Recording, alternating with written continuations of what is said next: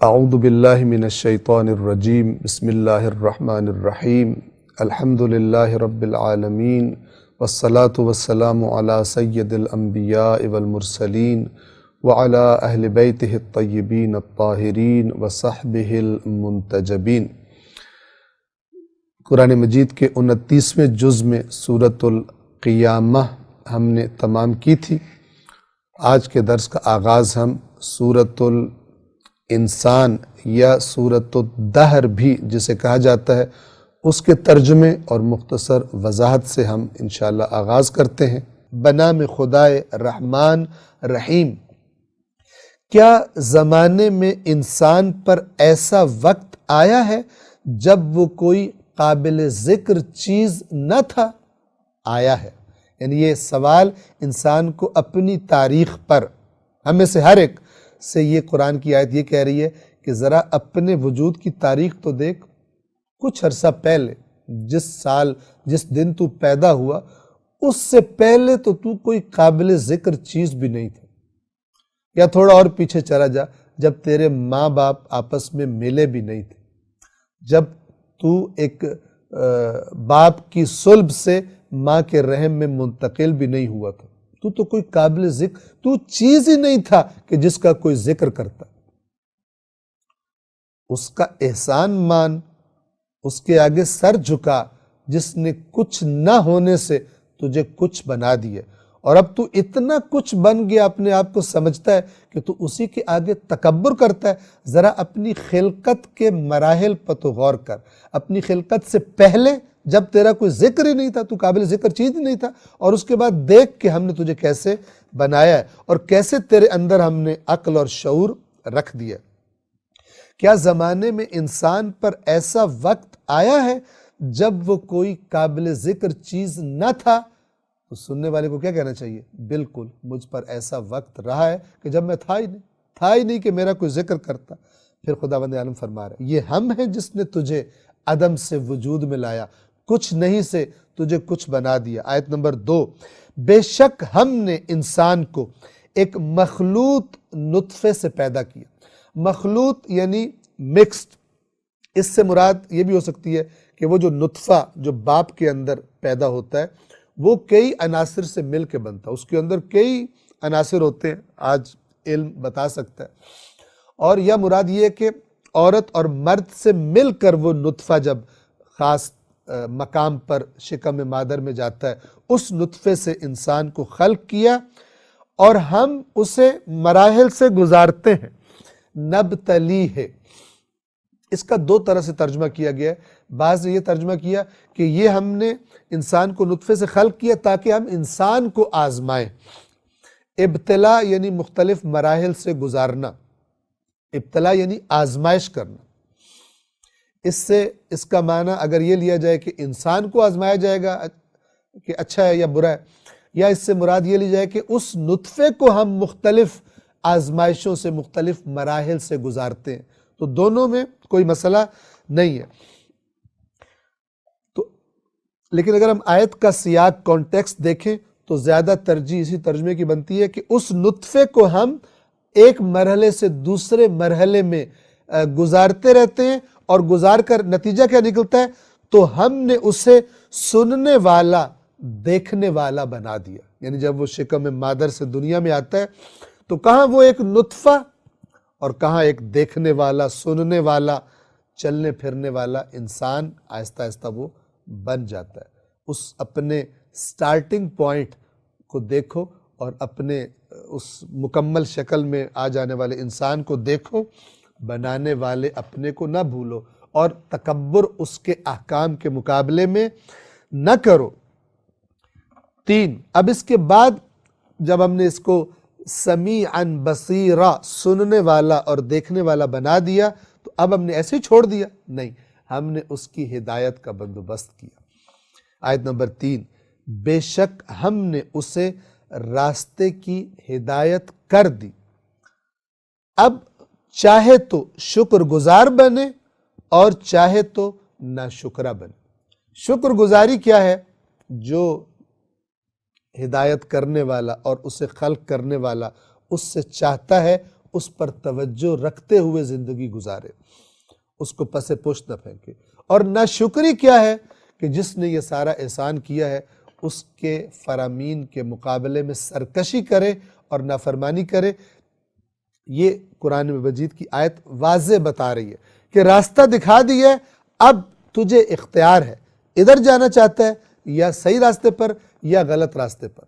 ہماری ہدایت کی شکر گزاری یہ ہے کہ تم اس ہدایت کو قبول کرو، اس کے مطابق چلو، اگرچہ تمہاری بعض خواہشات کے خلاف کیوں نہ ہو۔ اور ناشکری یہ ہے کہ تم اللہ کے اس احسان کو پس پشت ڈال کر اپنی عارضی دنیاوی لذات کے، جن سے اللہ نے منع کیا، حلال لذتیں نہیں، جو اللہ نے حرام قرار دیے، ان کے پیچھے لگ کر جانوروں کی طرح زندگی گزار دو۔ یہ آیت پہ آپ غور کریں، یہ خود بتا رہی ہے کہ انسان صاحب اختیار ہے، اور صاحب اختیار ہے تو ہی جنت معنی رکھتی ہے، تو ہی جہنم معنی رکھتی ہے، تو ہی انبیاء کا آنا معنی رکھتا ہے، تو ہی آسمانوں سے اللہ کا انسانوں کی ہدایت کے لیے کتابیں نازل کرنا معنی رکھتا ہے۔ اور اگر کوئی سمجھے کہ انسان مجبور ہے تو یہ سب کا سب باطل ہو جائے گا۔ بے شک ہم نے اسے راستے کی ہدایت کر دی ہے، خواہ شکر گزار بنے اور خواہ ناشکرہ بنے۔ 4، بے شک ہم نے، اب جب کہہ دیا کہ شکر گزار بنے یا ناشکرہ بنے مرضی ہے، لیکن اگر ناشکرہ بنے گا تو کیا ہوگا، اور اس کے بعد پھر بیان کیا اگر شکر گزار بنیں گے تو کیا ہوگا۔ 4، بے شک ہم نے کفار کے لیے، کفار ہم کئی دفعہ بیان کر چکے، کفر یعنی جان بوجھ کر نہ ماننا، یہ کفر کا معنی ہے قرآن میں اس لفظ کا استعمال، اور اصل جو عربی زبان میں اس کا معنی بنتا ہے وہ کیا بتاتا ہے؟ جان بوجھ کر بات کو نہ ماننا، ہٹ دھرمی کرنا، حق کو چھپا لینا، حق کا انکار کر دینا، حق کو تسلیم نہ کرنا۔ بے شک ہم نے کافروں کے لیے زنجیریں اور توق جو گردن میں ڈالے جاتے ہیں، زنجیریں جس سے قیدیوں کو جکڑا جاتا ہے، اور بھڑکتی ہوئی آگ تیار کر رکھی ہے۔ 5، اس کے بعد پھر نیک لوگوں کا تذکرہ۔ بے شک نیک لوگ ایسا مشروب پئیں گے جس میں کافور کی آمیزش ہوگی۔ کافور ایک بہترین خوشبو ہوگی، گویا کہ جو اس مشروب کے اندر اس کی خوشبو اور آمیزش ہوگی کہ جو جنتیوں کو پلایا جائے گا۔ 6، یہ ایسا چشمہ ہے جس سے اللہ کے بندے پئیں گے، یعنی اللہ کے خاص بندے پئیں گے، اور خود اسے جاری جہاں سے چاہیں گے اس چشمے کو زمین میں سے پھاڑ کر برآمد کر لیں گے۔ یفجرونہا تفجیرا، فجر اصل میں کہتے ہیں پھاڑنے کو۔ اللہ کے قائم کردہ حدود کو پھاڑ دینا، اسی سے فاجر کا لفظ بھی بنا ہے، اور چونکہ دن کی روشنی رات کو پھاڑ کے نکلتی ہے اس لیے اس وقت کو بھی فجر کہا جاتا ہے۔ یہ ایسا چشمہ ہے جس سے اللہ کے بندے پئیں گے، اور جیسے چاہیں گے ویسے اس چشمے کو جاری کر لیں گے۔ قرآن کا جو لفظ ہے وہ یفجرونہا تفجیرا، جہاں سے چاہیں گے زمین کو پھاڑ کر اس چشمے کو برآمد کر لیں گے۔ اللہ تبارک و تعالیٰ گویا ان کو یہ صلاحیت دے دے گا۔ 7، اب یہ جو آیات ہیں شیعہ اور سنی روایات کے مطابق اہل بیت اطہار علیہم السلام کے بارے میں نازل ہوئی ہیں۔ توجہ فرمائیے کہ یہ جو واقعہ روایات کے مطابق اس کا پس منظر ہے وہ یہ کہ امام حسن اور امام حسین علیہم السلام بیمار ہوئے، اور ان کی شفا کے لیے نظر مانی حضرت علی اور حضرت فاطمہ الزہرا سلام اللہ علیہما، ان دونوں نے، اور جب شفا ہو گئی تو انہوں نے 3 روزے رکھے۔ اب جب روزے رکھے تو تینوں دن جب افطار کا وقت آتا تو جو تھوڑا بہت کھانا گھر میں تھا وہ جب افطار کا وقت آتا تو کوئی نہ کوئی دروازے پر آ کر، جسے قرآن نے مسکین اور یتیم اور اسیر کے لفظوں سے بیان فرمایا، یہ ان کو دے دیتے اور خود پانی سے روزہ افطار کر لیتے۔ تو بنیادی طور پر روایات کے بیان کے مطابق یہ آیات ان ہستیوں کی شان میں نازل ہوئی۔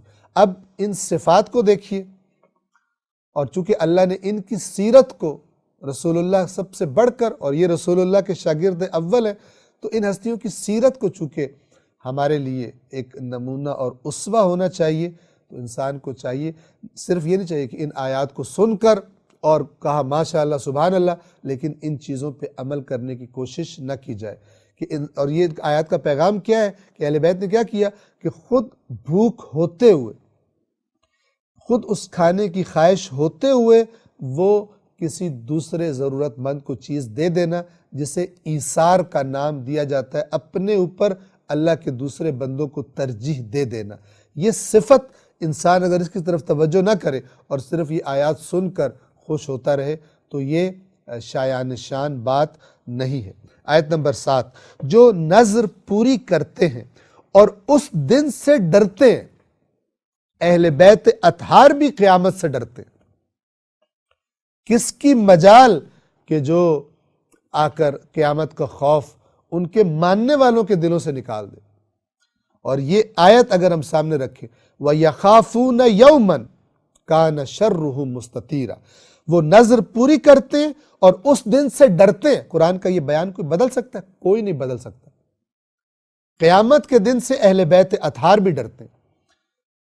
لہٰذا کوئی اگر آ کے حدیث سنائے جس کا نتیجہ یہ نکلے کہ تمہیں تو قیامت سے کوئی ڈر ہی نہیں ہونا چاہیے، یہ جھوٹ ہے، اس کو پتہ نہیں چلا، یا سادہ ہے یا جھوٹا ہے، مکار ہے۔ اس نے قرآن پر اس روایت کو یا روایات کو نہیں پرکھا۔ اے کاش کہ یہ بیماری نکل جائے اندر سے، تو دیکھیے کیسے پھر ایک ذمہ دار، حقیقت میں باعمل معاشرہ وجود میں آتا ہے کہ جو اپنے آپ کے اپنے ہر کام میں خداوند عالم سے ڈرتا ہے اور اس کے مطابق چلتا ہے۔ ورنہ جن کو جنت کے ٹکٹ دے دی گئے مختلف مسالک کے مولانا حضرات اپنے اب یا دین بتانے والے دے دیتے ہیں اور قرآن مجید کو صاف صاف بیان نہیں کرتے، اور اپنی تقاریر پریپیئر کرتے وقت اور نکات بناتے وقت آیات قرآن کو نہیں دیکھتے کہ کوئی چیز ٹکرا رہی تو نہیں ہے، تو پھر انہوں نے جو جیسا بیڑا غرق کیا ہوا ہے، اس کا علاج نہیں ہو سکتا جب تک کہ یہ آیات سامنے نہ رکھی جائے۔ توجہ کیجیے۔ 7، جو نذر پوری کرتے ہیں اور اس دن سے ڈرتے ہیں جس کا شر ہر طرف پھیلا ہوا ہوگا، یعنی بڑا ہولناک دن ہوگا۔ 8، اور وہ اپنی خواہش کے باوجود مسکین کو، یتیم کو اور اسیر کو کھانا کھلاتے ہیں۔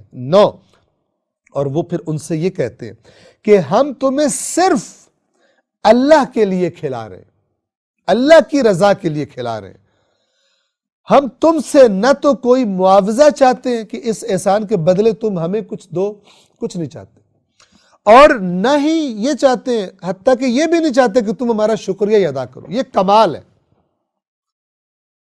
جتنا انسان اس صفت کو اپنے اندر پیدا کر سکے کہ نیکی کرے تو صرف خدا کی خاطر، اور جس سے نیکی کر رہا ہے اس سے کوئی توقع نہ رکھے۔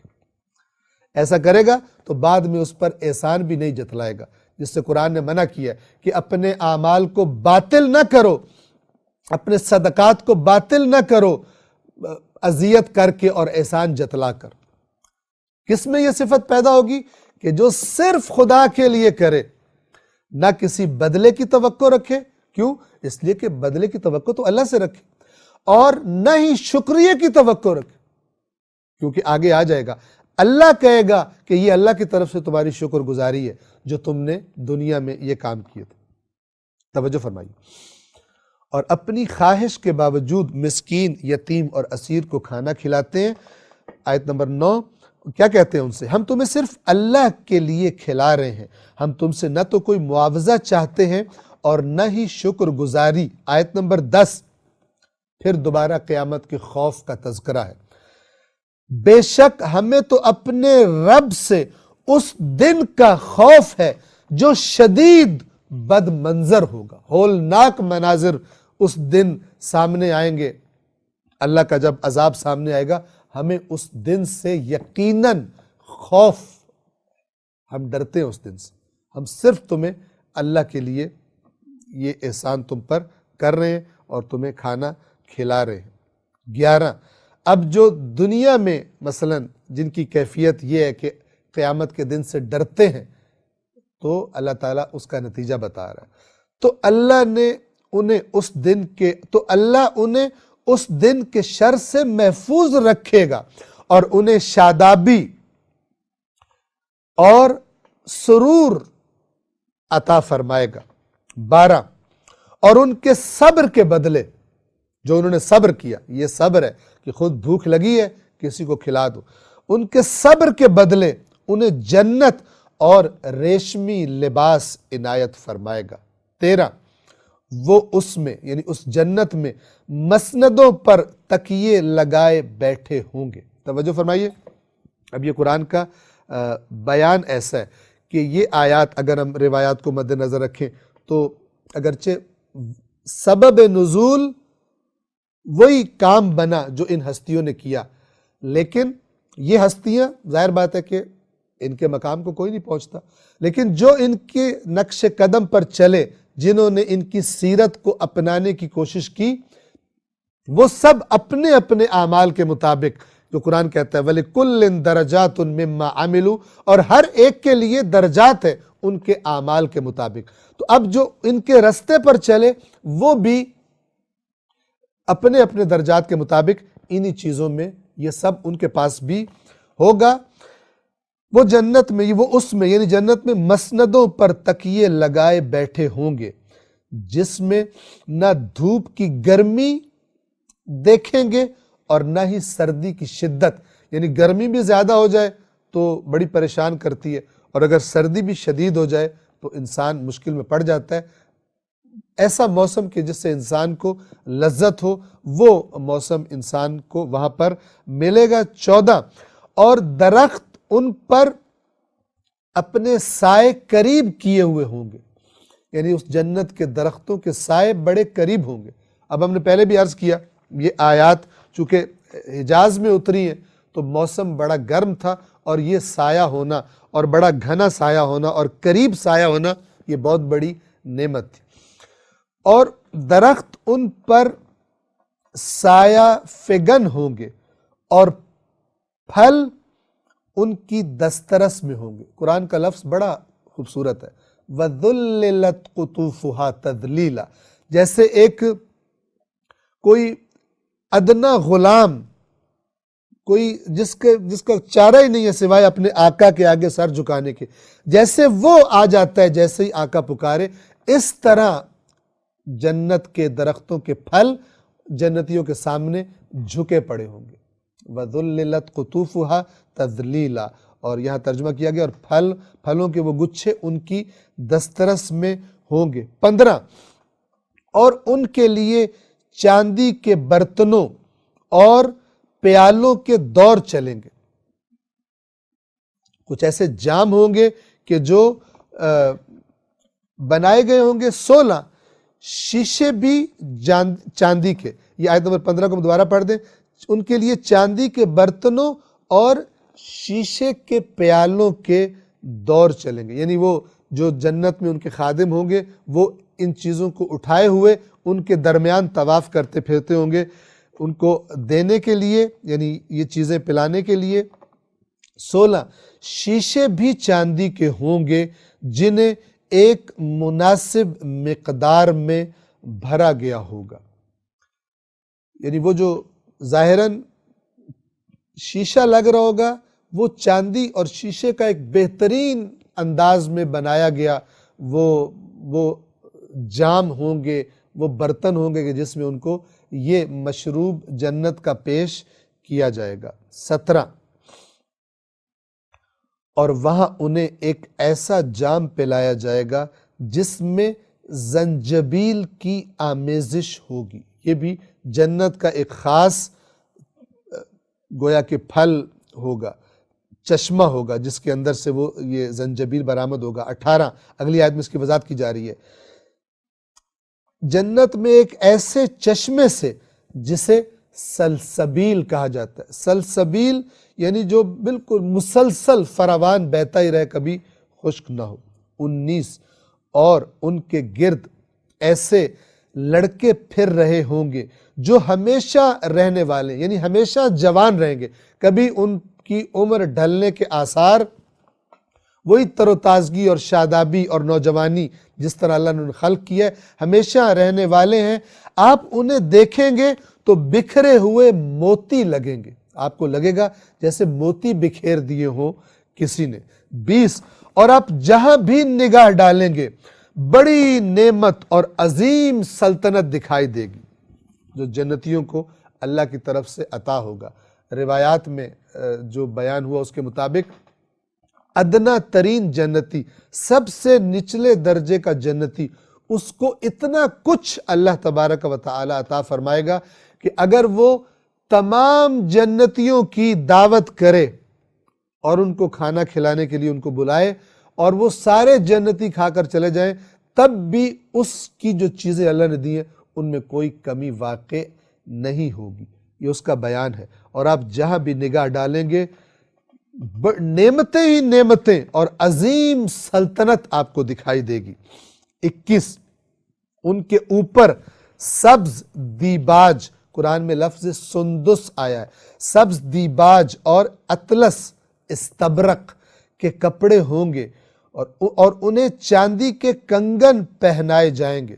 2 کنگنوں کا ذکر آیا قرآن میں، سونے کے کنگن بھی حلو اساور من ذہب گزر چکا، اور یہاں پر اساور من فضت، سونے اور چاندی کے کنگن پہنائے جائیں گے، اور ان کا رب انہیں شرابن طہورا، ایک پاک و پاکیزہ شراب پلائے گا۔ یہ آپ توجہ فرمائیں، جس طرح فرشتہ ابھی سورہ قیامت میں گزرا، فرشتہ وہی سنا رہا ہے، لیکن اللہ نے کیا فرمایا؟ اللہ تبارک و تعالی نے فرمایا کہ یہ جب ہم اس کو پڑھ چکے، اب وہاں پر اللہ تو نہیں پڑھ رہا، وہ فرشتہ پڑھ رہا ہے، لیکن چونکہ اللہ ہی کی طرف سے ہے تو ایک چیز کی عظمت بیان کی جا رہی ہے کہ یہ گویا فرشتہ نہیں پڑھ رہا، اللہ آپ کو پڑھ کے سنا رہا ہے۔ اسی طرح یہاں پر وہ ایک انسان تصور اس دنیا میں بیٹھ کر اس کا نہیں کر سکتا کہ اس کی کیفیت کیا ہوگی اور شان کیا ہوگی اور ماحول کیا ہوگا، کہ جس کے بارے میں اللہ کہہ رہا ہے کہ ان کا رب، ان کا پروردگار انہیں پاکیزہ مشروب پلائے گا۔ 22 بے شک یہ تمہارے لیے جزا ہے، یعنی یہ ان سے کہا جائے گا کہ یہ جو تمہیں نعمتیں عطا ہوئی ہیں اور یہ جو تمہیں پاکیزہ مشروب پلایا جا رہا ہے، جانتے ہو تمہیں کیوں پلایا جا رہا ہے؟ یہ ان کے لیے تو ہوگا، ان کو تو دوبارہ جب کہا جائے گا ان کو ان کی لذت میں اور اضافہ ہو جائے گا جب انہیں اس بات سے اپنی دنیا کی زندگیاں یاد آئیں گی، لیکن آج قرآن پڑھنے والے کے لیے یہ یاد دہانی ہے کیا کہ یہ تمہارے یقیناً یہ تمہارے لیے جزا ہے اور تمہاری کوششوں کی شکر گزاری ہے، تمہاری کوششوں کی قدردانی ہے، جو تم نے دنیا میں کوششیں کی اللہ کی حدود کا پاس رکھنے کے لیے، جو تم حرام کی طرف نہیں جاتے تھے، حلال کم بھی ہوتا تھا اکتفا کرتے تھے، جو تم نے صبر کیے، تکلیفیں برداشت کی، یہ تمہاری اس وَكَانَ سَعْيُكُمْ مَشْكُورًا، سعی یعنی کوشش، یہ تمہاری اس کوششوں کی قدردانی ہے، اللہ کی طرف سے یہ شکر گزاری ہے۔ اور یہ اب بیان کرنے کے بعد اب قرآن مجید کا ذکر شروع ہو رہا ہے، اور کس عظمت کے ساتھ اللہ اپنی کتاب کے بارے میں بیان فرماتا ہے۔ آیت نمبر 23، یقیناً ہم نے ہی آپ پر اے رسول قرآن نازل کیا ہے، کیسے نازل کیا ہے؟ جیسا نازل کرنے کا حق تھا۔ یہ جملہ کب بولا جاتا ہے؟ جب آپ کسی کے ذمے کام لگائیں اور وہ آپ دیکھیں اس نے کیسا کام کیا ہے، اس نے پوری محنت کر دی ہے، تو آپ دیکھ کر کہتے ہیں کہ اس نے کام اس طرح کیا ہے جس طرح کرنے کا حق تھا۔ اب اللہ اگر کسی کام کے بارے میں کہے کہ ہم نے اس طرح قرآن آپ پر نازل کیا ہے جس طرح نازل کرنے کا حق تھا، تو اس سے اوپر کی چیز تصور نہیں کی جا سکتی۔ اس سے قرآن کے نزول کی کیفیت مراد لی جائے کہ قرآن کتنا محفوظ ہے، اس کے اندر کوئی باطل نہیں ہے، تو اس سے بڑھ کر کوئی اور چیز نہیں ہو سکتی، اتنا محفوظ ہے قرآن۔ اور اس سے مراد یہ بھی لی جائے کہ اس قرآن کے اندر جو ہم نے ہدایت نازل کی ہے، حق ادا کر دیا، اس سے بڑھ کر ہدایت کا تصور نہیں کیا جا سکتا۔ آخری نبی، آخری کتاب، کامل دین، بہترین کتاب۔ اللہ اب ذرا تاکیدیں دیکھیے، اردو میں اگر ساری چیزوں کا عربی زبان کا ترجمہ نہیں کیا جا سکتا، ہم آپ کو بتاتے ہیں۔ یہ ہے اِنَّا نَحْنُ نَزَّلْنَا عَلَيْكَ الْقُرْآنَ تَنزِيلًا، ذرا توجہ کیجئے، اِنَّا میں بھی ہم ہے، اِنَّا یعنی یقیناً ہم، نحن ہم، نزلنا ہم نے نازل کیا اس کو، یعنی اللہ کہہ رہا ہے کہ بے شک ہم نے نازل کیا ہے قرآن کو جیسا نازل کرنے کا حق تھا۔ اس سے بڑھ کر کیا بلاغت ہو سننے والے کو یہ بتانے کے لیے کہ اس قرآن کو معمولی نہ سمجھنا، کوئی کلام اس کے مقابلے میں نہیں آ سکتا، اس کی سطح پر نہیں جا سکتا۔ اور یہی سبب ہے کہ ہر دوسری چیز اس قرآن کے ساتھ پرکھی جانی چاہیے، ضروری ہے۔ یہ قرآن نہیں بدل سکتا، باقی چیزیں پرکھی جائیں گی تاکہ صحیح اور غلط کا اندازہ ہو سکے، اگرچہ حدیث کی شکل میں بیان ہو یا حدیث کی شکل میں کتابوں میں آ گئی ہو، ہم بار بار اس کی بات کو تکرار کرتے ہیں تاکہ ذہن نشین ہو جائے۔ اور یہ کس نے سمجھایا ہے؟ یہ اللہ کے رسول اور اہل بیت اطہار نے، حقیقی وارثان دین نے یہ فارمولہ ہمیں سکھایا ہے۔ لیکن افسوس کہ جتنی تاکید کی گئی اتنی ہی زیادہ غفلت اس کے بارے میں ہمیں دیکھنے میں ملتی ہے، اور طرح طرح کے نام نہاد سو کالڈ علمی دلائل بھی اس کے لیے گھڑ لیے جاتے ہیں۔ یقیناً ہم نے ہی آپ پر یہ قرآن نازل کیا ہے جیسے نازل کرنے کا حق تھا۔ 24 تو آپ اپنے رب کے حکم کے لیے صبر کریں، یعنی آپ برداشت کریں یہ جو آپ کی مخالفتیں کر رہے ہیں، اپنی بات سے پیچھے نہیں ہٹنا، اور ان میں سے کسی گناہگار یا ناشکرے کی بات نہ مانیں۔ یعنی یہ جو آپ کے مخالف ہیں یہ گناہگار ہیں اور اس ہدایت کے ناشکر ہیں جو آپ سے کہتے ہیں کچھ آپ تبدیلی کر لیں، کچھ ہم نرمی کر لیں گے۔ یہ اب اللہ کی تاکید دیکھیے کہ اے رسول، یہ قرآن ہم نے نازل کیا جیسا نازل کرنے کا حق تھا۔ کیا مطلب؟ اس میں کسی بات کی تبدیلی کی گنجائش نہیں ہے۔ کفار جو آپ سے ڈیمانڈ کر رہے ہیں، آپ نے تبدیل نہیں کرنی اس کو۔ تدبر کیجیے، غور و فکر کیجیے ہمارے لیے کیا کیا پیغام ہے اس آیت میں۔ پس آپ اپنے رب کے لیے کے حکم پر صبر کیجیے اور ان میں سے کسی گناہگار یا ناشکرے کافر کی بات نہ مانیے۔ 25 اور صبح و شام اپنے رب کے نام کا ذکر کیا کریں، یعنی اللہ کی یاد سے اپنے آپ کو مضبوط رکھیں۔ 26 اور رات کے ایک حصے میں اس کے سامنے سجدہ ریز ہو جایا کریں اور رات کو دیر تک تسبیح کرتے رہا کریں۔ یعنی یہ جو مشکلات آ رہی ہیں، مخالفتیں ہو رہی ہیں، ان کے مقابلے میں اپنے آپ کو مضبوط رکھنے کے لیے اللہ کا ذکر کثرت سے کریں اور راتوں میں اللہ کی عبادت کریں، جیسا کہ سورہ مزمل میں مزید تفصیل کے ساتھ یہ بات گزر چکی۔ اب اس کے بعد پھر نبی سے کہا جا رہا ہے کہ یہ جو آپ کی مخالفت کر رہے ہیں ان کی حالت بڑی خراب ہے، ہم آپ کو بتا رہے ہیں۔ آیت نمبر 27 یقیناً یہ لوگ جلدی ملنے والی کو پسند کرتے، یعنی دنیا، وہ جو سورہ قیامت میں گزرا، یہ لوگ یقیناً جلدی ملنے والی کو پسند کرتے ہیں، اور جب دیکھ رہے ہیں کہ آپ کا پیغام ان کی حرام لذتوں میں رکاوٹ بن رہا ہے، اب آپ کے مخالف بن گئے۔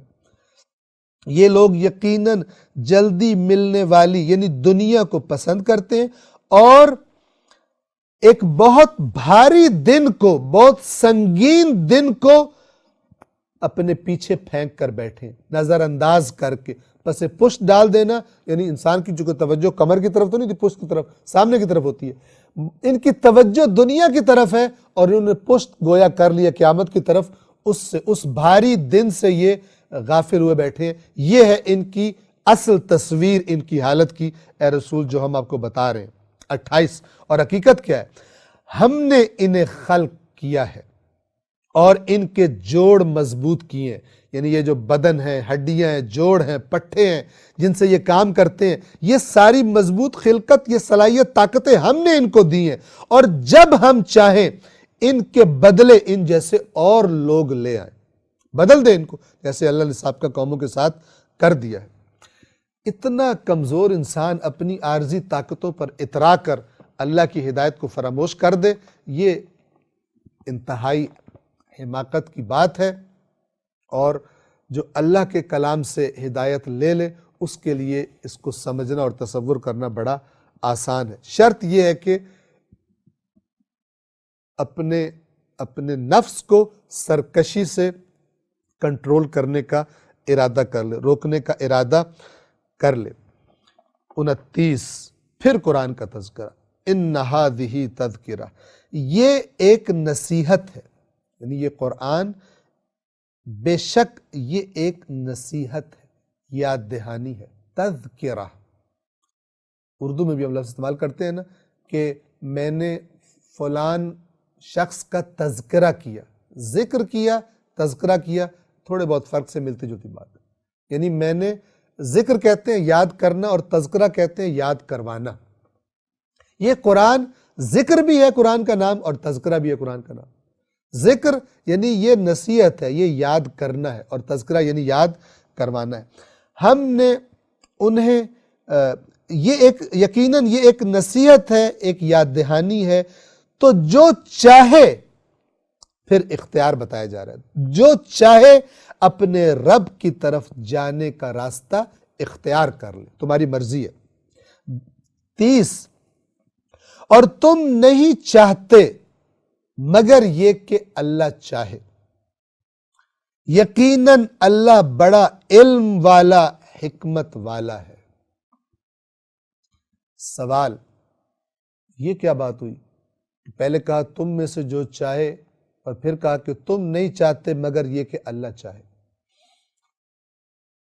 اس کا معنی یہ ہے کہ تمہارے اندر تمہیں جو اختیار دیا ہے کہ تم یہ چاہو یا وہ چاہو اختیار کر سکتے ہو، یہ بھی اللہ نے چاہا ہے، ورنہ اگر وہ نہ چاہے تو تم سے جب چاہے یہ اختیار بھی چھین لے، تمہیں مار ڈالے، تمہاری عقل کو زائل کر دے، تمہاری طاقتیں ختم کر دے، تمہارے بدن کو بیکار کر دے، جب چاہے وہ یہ کر سکتا ہے۔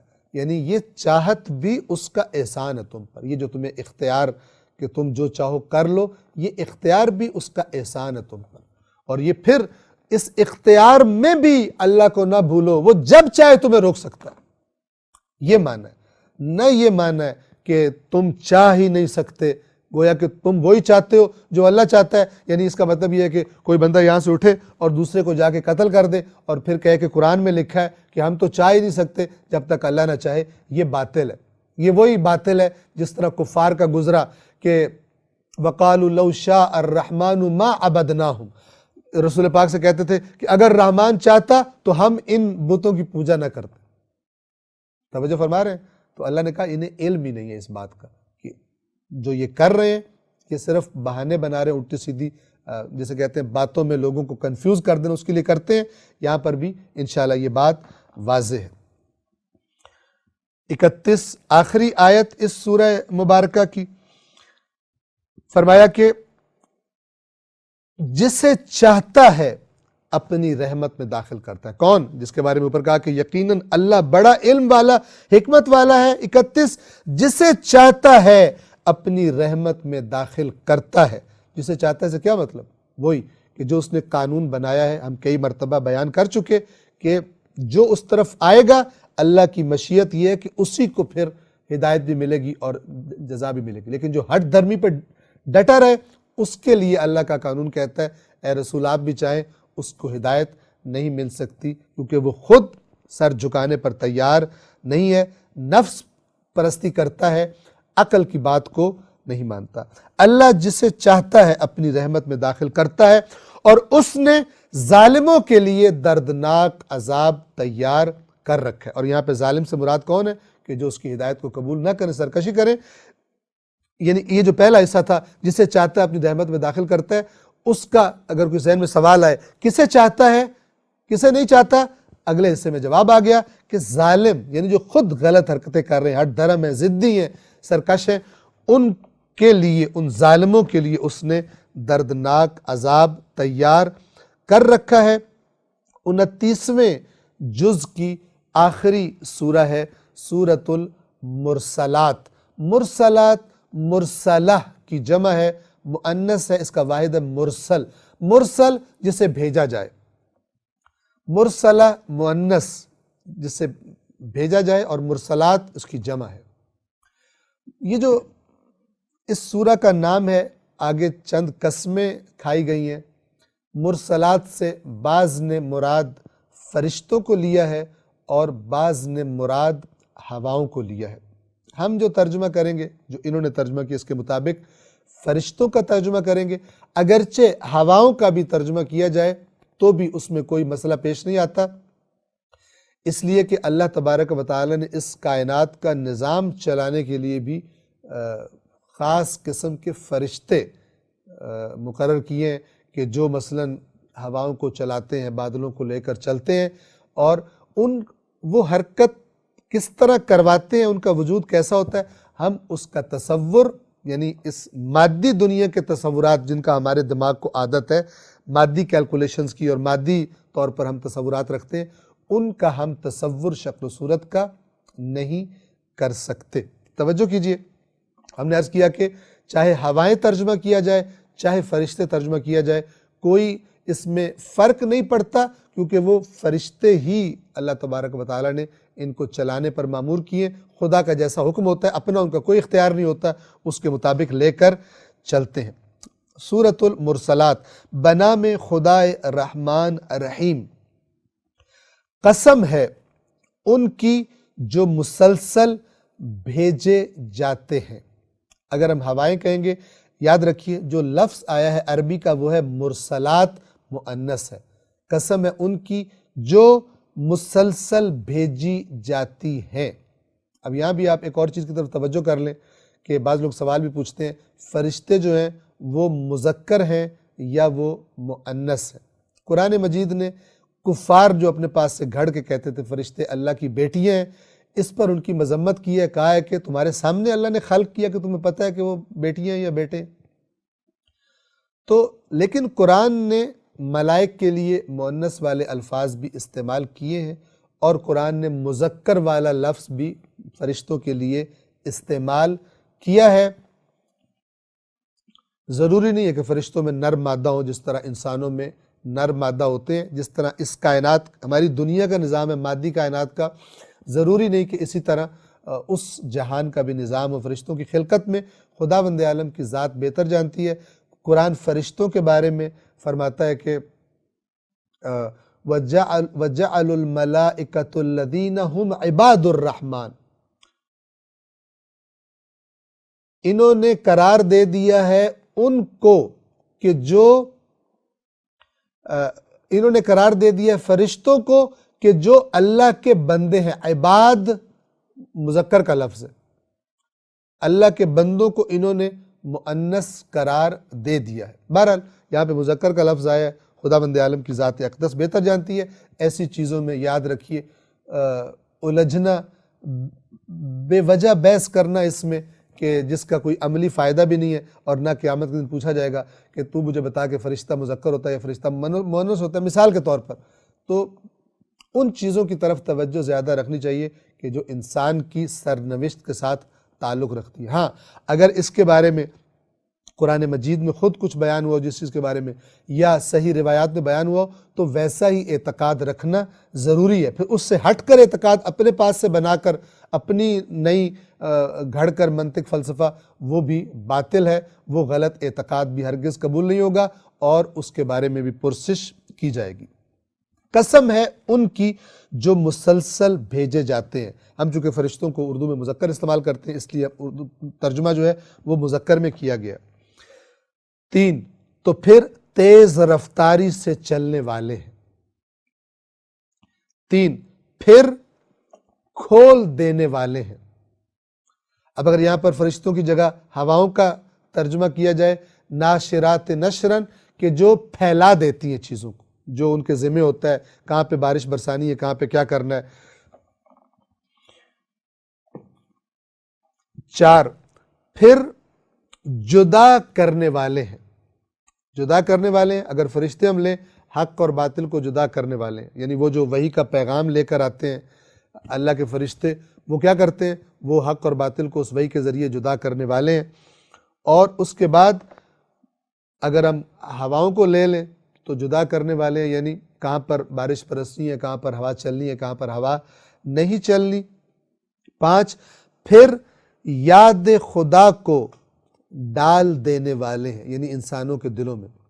اب ہوائیں بھی بعض اوقات اس طرح چلتی ہیں، اگر رحمت کی ہوائیں ہوں تب بھی دل والوں کو اللہ یاد آتا ہے، اور اگر طوفانی ہوائیں ہوں، طوفان آ جائیں، تباہی ہونا شروع ہو جائے، تو بھی اللہ کو یاد دلا دیتی ہیں ہوائیں۔ اور اگر فرشتے معنی کیا جائے تو بھی یہ جو فرشتے اللہ کے پیغام لے کے آتے ہیں، یہ وہ ذکر ہوتا ہے کہ جس کو آ کر وہ زمین پر پہنچاتے ہیں اور ڈال دیتے ہیں۔ 6 کس لیے؟ حجت تمام کرنے کے لیے ہو یا خبردار کرنے کے لیے۔ حجت تمام کرنا کیا ہے؟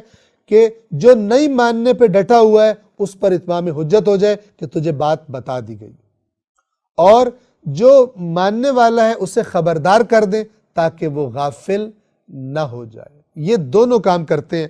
اگر ہم ہواؤں کا کہیں تو ہوائیں گویا کہ اپنی زبان میں، اپنے چلنے میں بتا رہی ہوتی ہیں کہ اس نظام کا بنانے والا کوئی ہے جس نے یہ نظام بنایا ہے، اس کی عظمت کو دیکھو، ہماری حرکت کو دیکھو، اس سارے نظام کو دیکھو، اور اس کے آگے سر جھکا دو۔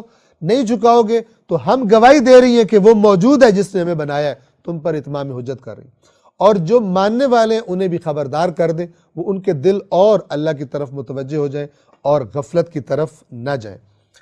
اس پورے نظام کی، چاہے ہم اس کو فرشتے لیں، چاہے ہم اس کو ہوائیں لیں، اللہ تعالیٰ کہہ رہے ہیں کہ یہ سارا نظام یہ گواہ ہے، چاہے ہواؤں کے ذریعے بارشوں کا برسنا اور چاہے فرشتوں کے ذریعے آسمانوں سے ہدایت کا اترنا، یہ نظام گواہ ہے۔ قسم کھائی جا رہی ہے، یعنی اس کو گواہ بنایا جا رہا ہے۔ اس میں غور کرو، کیا ہے قسم کا جواب؟ آیت نمبر 7، جس چیز کا تم سے وعدہ کیا جاتا ہے وہ یقیناً واقع ہو کر رہے گا، یعنی قیامت آ کر رہے گی۔ نہ یہ بات، اتنا بڑا نظام باطل خلق نہیں کیا گیا، تمہیں بھی باطل خلق نہیں کیا گیا، قیامت آ کر رہے گی۔ جس چیز کا تم سے وعدہ کیا جاتا ہے وہ یقیناً واقع ہو کر رہے گا۔ 8 اب پھر قیامت جب واقع ہوگی تو کیا مناظر حوادث پیش آئیں گے؟ تو جب ستارے بے نور کر دیے جائیں گے، یعنی جو لوگ اس وقت موجود ہوں گے وہ اس کائنات کے اس عظیم نظام کو ٹوٹتا پھوٹتا اور ستاروں کو بے نور ہوتے ہوئے، جن میں سورج بھی ہمارا شامل ہے، دیکھیں گے۔ تو جب ستارے بے نور کر دیے جائیں گے۔ 9 اور جب آسمان میں شگاف ڈال دیے جائیں گے، آسمان کے اندر گویا رستے بن جائیں گے، جیسے کہ پہلے بھی گزرا، بعد میں بھی آئے گا، اور فرشتے نازل ہوتے ہوئے دکھائی دیں گے۔ 10 اور جب پہاڑ اڑا کر رکھ دیے جائیں گے۔ 11 اور جب رسولوں کو مقررہ وقت پر لایا جائے گا، یعنی انبیاء کو حاضر کیا جائے گا اللہ کی بارگاہ میں کہ گواہی دیں آ کر، جو قرآن میں گزر چکا کہ جس دن اللہ رسولوں کو جمع کرے گا اور ان سے سوال کرے گا تمہیں کیا جواب دیا گیا، اور یا جس طرح گزر چکا کہ جن کی طرف رسولوں کو بھیجا گیا ان سے بھی ہم یقیناً سوال کریں گے، اور جن رسولوں کو بھیجا تھا ہم نے ان سے بھی ہم حتماً سوال کریں گے۔ وہ عظیم بے مثال فائنل عدالت میں یہ سب کچھ انسانوں کو اپنی آنکھوں سے دیکھنا پڑے گا جب سوالات ہو رہے ہوں گے۔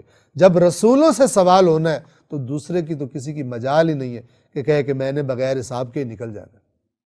توجہ فرمائیے، اور یہ بھی 30ویں سپارے میں آ جائے گا کہ نیک لوگوں کا بھی آسانی سے حساب کتاب، لیکن ان کا بھی حساب کتاب ہوگا، لیکن وہ بہت آسان کر دے گا اللہ تبارک و تعالیٰ ان کے لیے۔ اور جب رسولوں کو مقررہ وقت پر لایا جائے گا۔ 12 کس دن کے لیے ملتوی رکھا ہوا تھا، یعنی پوسٹ پون کیا ہوا تھا اس کو، یہ کس دن کے لیے یہ سارا جو اب حساب کتاب ہو رہا ہے، یہ کس دن کے لیے ملتوی تھا؟ وہی جس کو تم جھٹلا رہے تھے۔ اللہ تعالیٰ اس سوال کا جواب دیتا ہے، لِیَوْمِ الْفَصْل، آیت نمبر 13، فیصلے کے دن کے لیے ہم نے تم سب کو مہلت دے رکھی تھی اور آج وہ دن آ گیا ہے۔ کس دن کے لیے ملتوی رکھا ہوا ہے؟ 13 فیصلے کے دن کے لیے۔ 14 اب یہاں پر جو قرآن کا انداز ہے، اس یوم الفصل کی عظمت اور اس کی ہولناکی اور اس کی شدت کے بیان کے لیے سوالیہ انداز اختیار کرتا ہے۔ اور آپ کو کس چیز نے بتایا کہ فیصلے کا دن کیا ہے؟ یہ اگر ایک کسی سے بات کی جا رہی ہو اور وہ توجہ نہ کر رہا ہو تو پھر اس کو کہا جاتا ہے کہ تمہیں پتہ ہے میں تمہیں کیا بات، تمہیں کون بتائے گا کہ وہ کتنی خطرناک بات ہے جو تمہیں بتا رہا ہوں اور تم غفلت میں پڑے ہوئے۔ اور آپ کو کس چیز نے بتایا کہ فیصلے کا دن کیا ہے؟ 15 اس دن تکذیب کرنے والوں کے لیے ہلاکت۔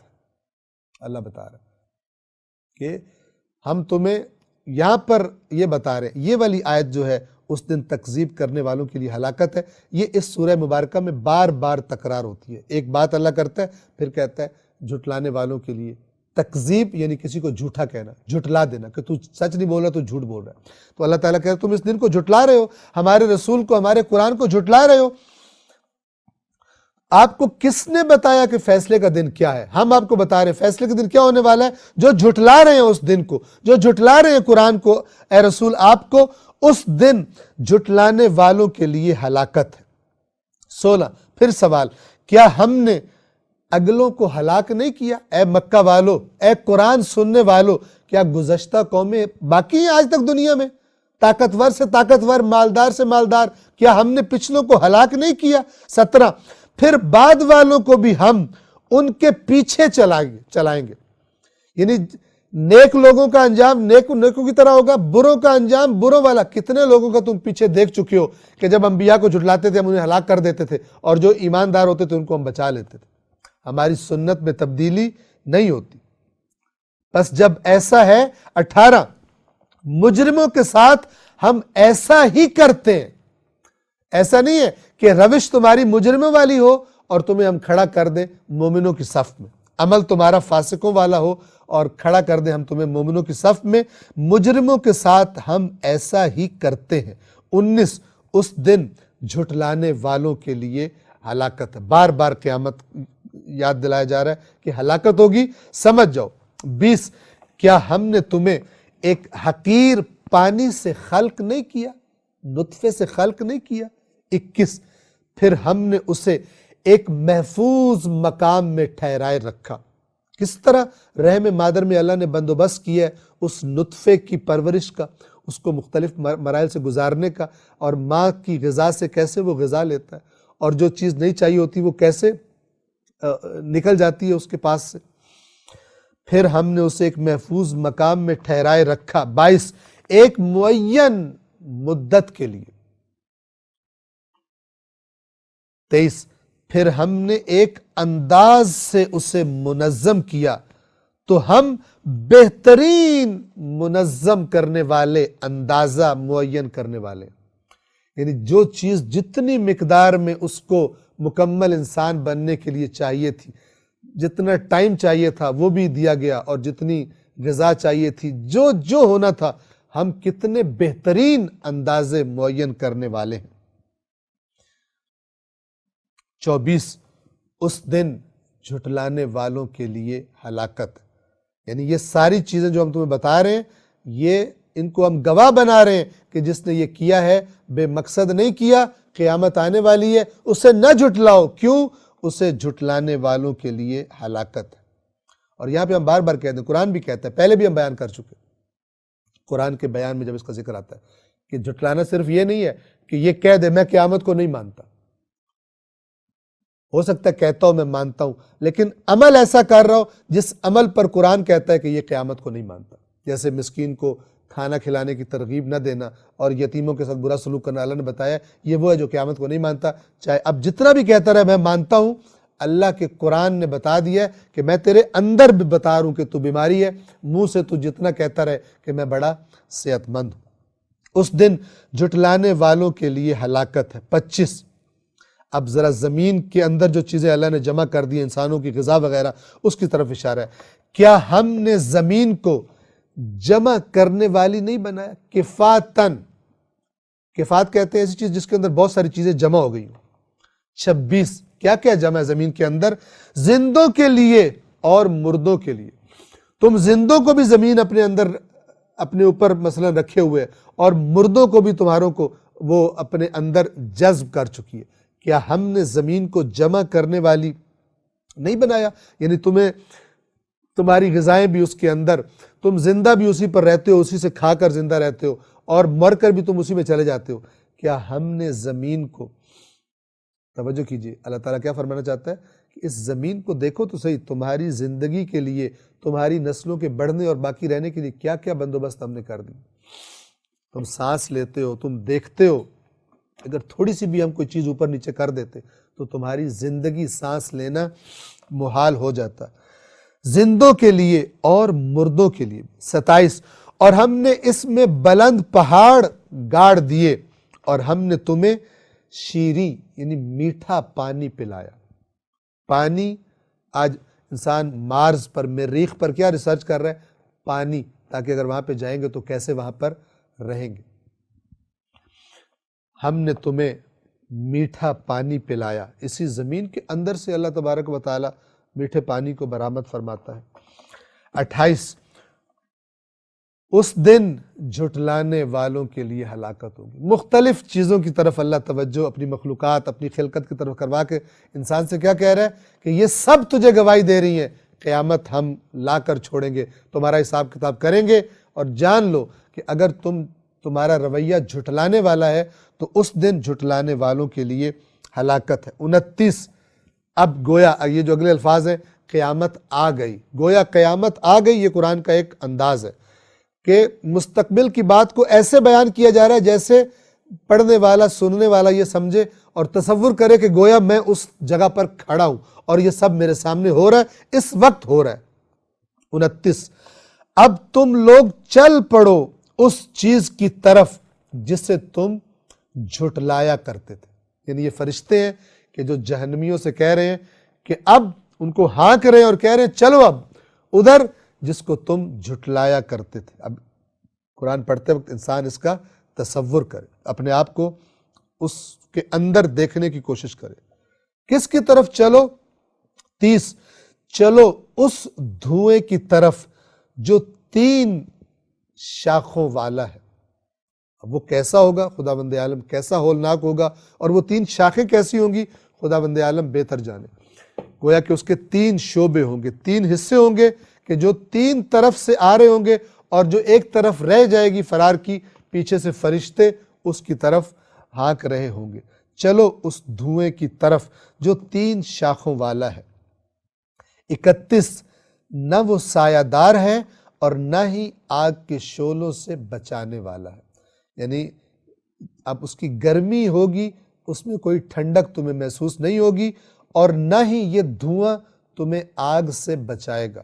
یعنی اس کے اندر گویا کہ وہ آگ ہے کہ جو تمہیں جلا کے رکھ دے گی۔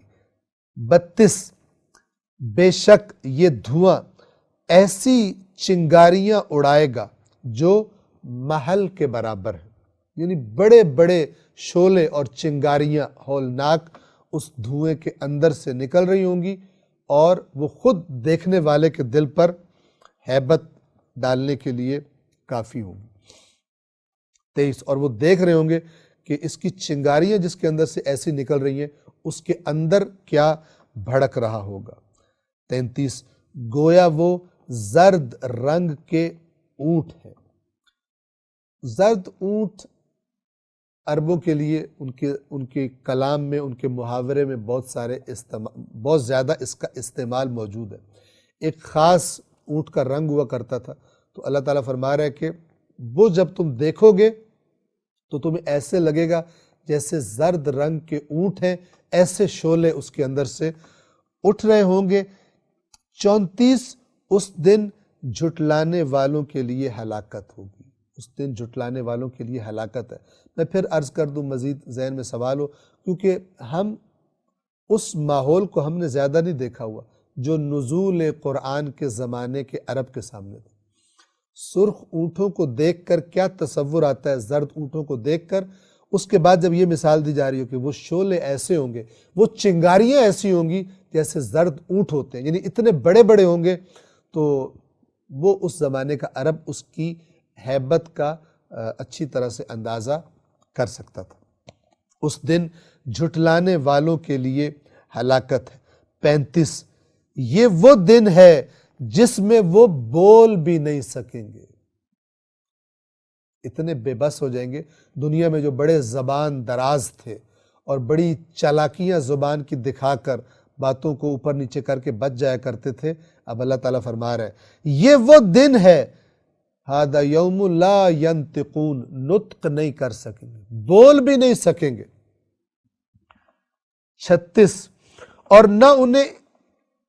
انہیں اجازت نہیں دی جائے گی کہ وہ عذر پیش کر سکیں، کوئی ایکسکیوز کہ ہم سے یہ جو کام ہوا ہے، ہم سے غلطی ہوئی یا اس وجہ سے ہو گیا، یہ اجازت بھی ان کو نہیں دی جائے گی۔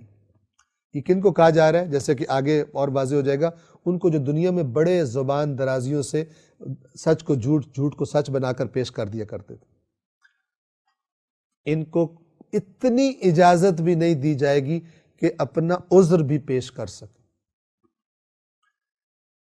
یعنی جتنا یہ دنیا میں تیزیاں دکھاتے تھے، اتنا اللہ کہہ رہے تم اس دن بے بس کھڑے ہوگے، اور یاد رکھو جب وہ تمہاری حالت ہوگی اس دن، 37 نمبر آیت، اس دن جھٹلانے والوں کے لیے ہلاکت ہے۔ 38، یہ فیصلے کا دن ہے، یوم الفصل، یہ فیصلے کا دن ہے، ہم نے تمہیں اور پہلوں کو جو تمہارے سے پہلے گزر گئے تھے سب کو جمع کر دیا۔ یہ جو کہا کرتے تھے نا ہمارے باپ دادا بھی دوبارہ زندہ کیے جائیں گے، اللہ کہہ رہا ہے یہ دیکھ لو، گویا کہ یہ ابھی ہو رہا ہے، ہم نے تمہیں اور پہلوں کو جمع کر دیا۔ 39، تو اب اگر تمہارے پاس کوئی چال ہے تو میرے خلاف چلو، اللہ کہے گا، اللہ تعالیٰ کی طرف کہا جائے گا تم بڑے چال باز تھے نا، تم بڑے مکر کیا کرتے تھے، اوپر سے بڑے تم سادے بنتے تھے، بڑے تم مخلص بنتے تھے، اندر سے تم بے ایمانیاں کرتے تھے، بہت چال باز تھے، تم نے ہمارے نبیوں کے خلاف، ہمارے قرآن کے خلاف تم نے بہت چالیں چلی، مومنوں کے خلاف تم نے بڑے مکر کیے، اب ذرا چل کے دکھاؤ کوئی چال اللہ کے خلاف، تم تو بڑے اوور کلیور اور اوور سمارٹ تھے دنیا میں، اب اگر کوئی چال چل سکتے ہو تو میرے سامنے چل کر دکھاؤ۔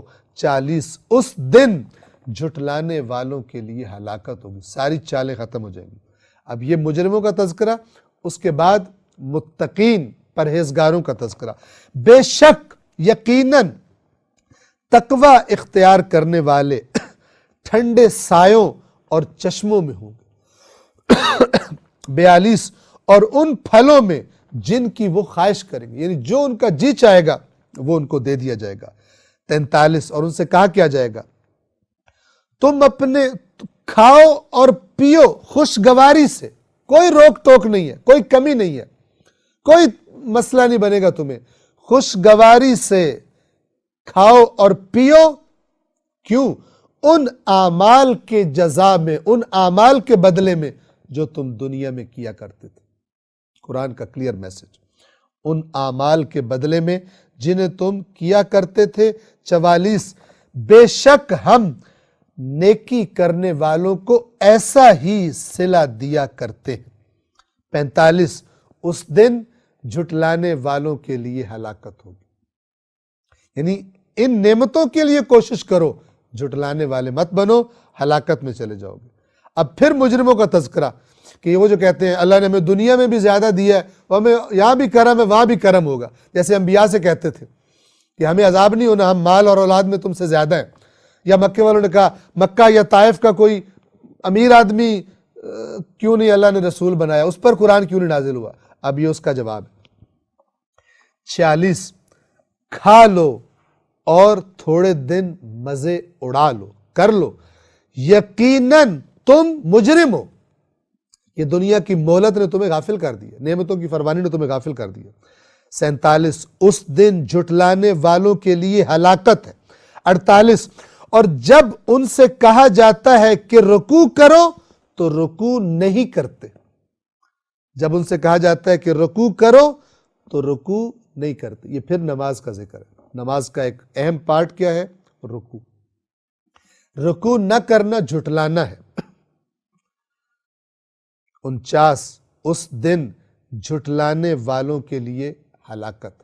اب ہم رکوع سے مراد ویسے اللہ کو جھک جانا لیں تو نماز میں جھکنا، جو ویسے اللہ کو جھک گیا ہے وہ سجدے اور رکوع تو خود بخود کرے گا۔ مجرموں سے کہا جا رہا ہے کہ مزے کر لو، یہ نہ سمجھو کہ یہ ہمیشہ رہیں گے، جو تم جواب دیتے ہو مومنوں کو ہمارے پر یہاں بھی بڑا کرم ہے وہاں بھی کرم ہوگا۔ اس دن جھٹلانے والوں کے لیے ہلاکت ہے۔